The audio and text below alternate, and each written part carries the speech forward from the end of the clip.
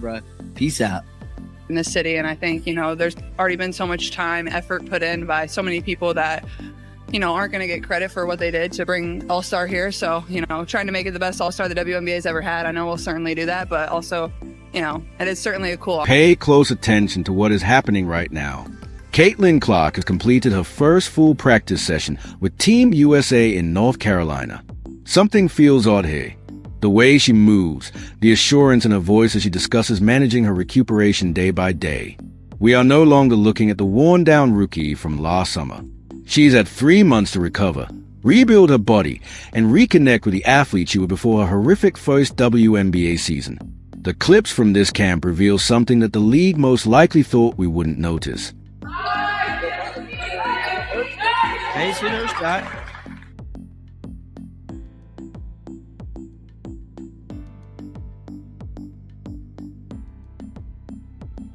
Dang. So right there, Caitlin's shot looked like it's back, y'all. I mean, she ain't even jumping for real. Now, I don't think this was a 3 either. Nope, it wasn't. This looked like a mid-range shot. But overall, her form looked great. Look at the shooting motion right there. That smooth, fluid release made her invincible throughout college. Even the commentator caught on, adding, "This is a true Caitlin we know, not the compromised version that struggled last year. This is a part that no one wants to discuss." Caitlin bulked up tremendously before joining the league. Made sense at the time. She had to withstand the physical assault, absorb strikes, and survive what veterans openly intended to throw out. The trouble is that added muscle messed up her shooting mechanics. Her discharge intensified. Her range became unstable. Deep threes, which were once automatic, began to bounce out. Take a look at this practice film again. There is no unnecessary elevation or forcing.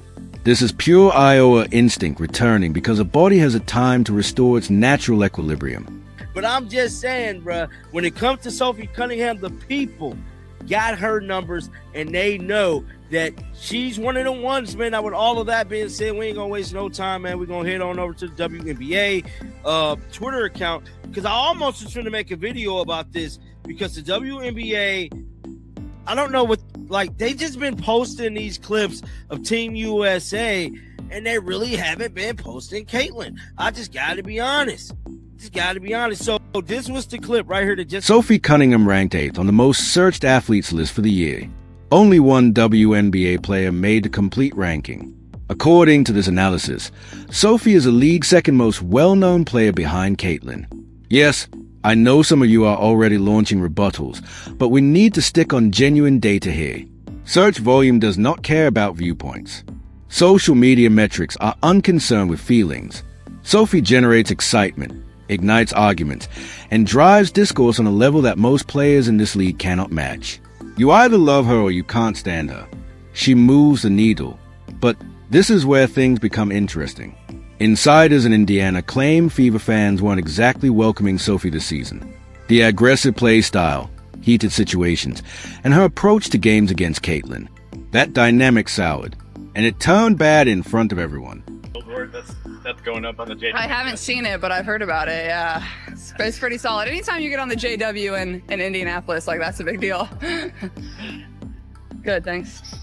What do you feel like is a positive trait that you guys?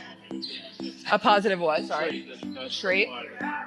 I think just adversity in itself. Like, nobody said this season was going to be perfect for us. There's always going to be ups and downs, and I think as we get moving here and get to All-Star, then get through All-Star, like, these are the moments that we're going to look back on and hopefully be able to, give a lot of credit to for certain situations that we were put in, for, injuries, or, coach it not being here for a couple games too. Like, everybody's been through a little bit of adversity here. So I think just giving our group credit for being able to stick together and, know that whatever's in our locker room is really all we need to go out there and win. And I'm honestly just really proud of our group every single day. Listen closely to how Caitlin frames challenges in this response. She praises her teammates for sticking together despite injuries and coaching absences, all of which force them to change on the fly. But notice what is lacking. No mention of the media feeding frenzy. Nothing about the never-ending debate over race and recognition. There was no mention of her freshman year turning into a cultural war zone with little to no bearing on actual basketball. That Right there is classic media management. Keep it positive. Highlight the team. Stay focused on the game. Avoid every trap. This is an excellent strategy. No question. However, it also demonstrates how carefully she must measure every public utterance. That is draining. That's a psychological load no first-year player should have to bear while learning a new system, adjusting to higher-level competition, and dealing with defenders who spend the off-season analyzing every move she makes.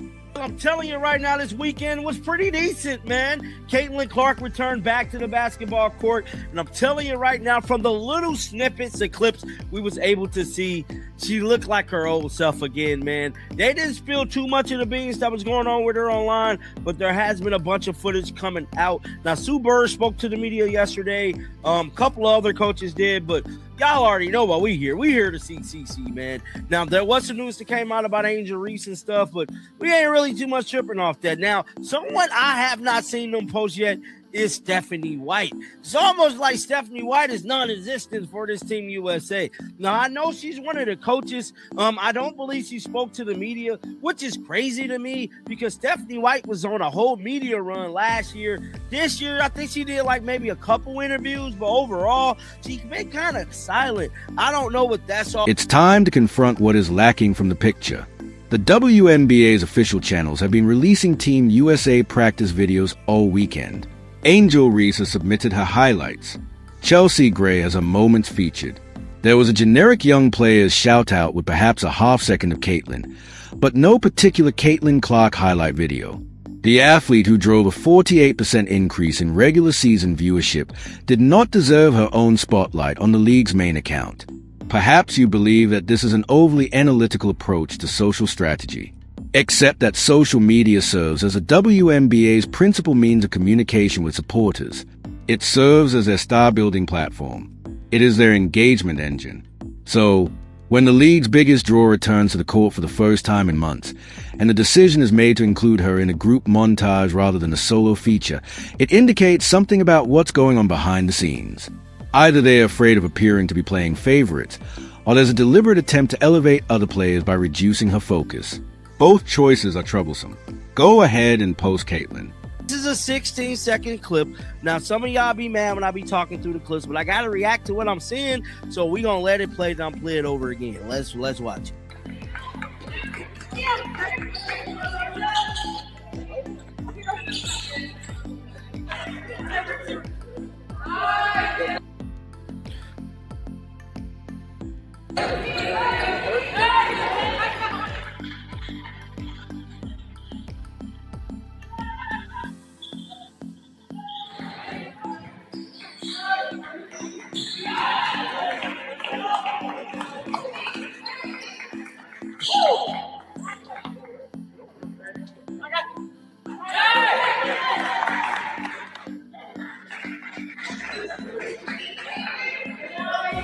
The 16-second movie was uploaded 6 hours after practice and lasted 16 seconds in total.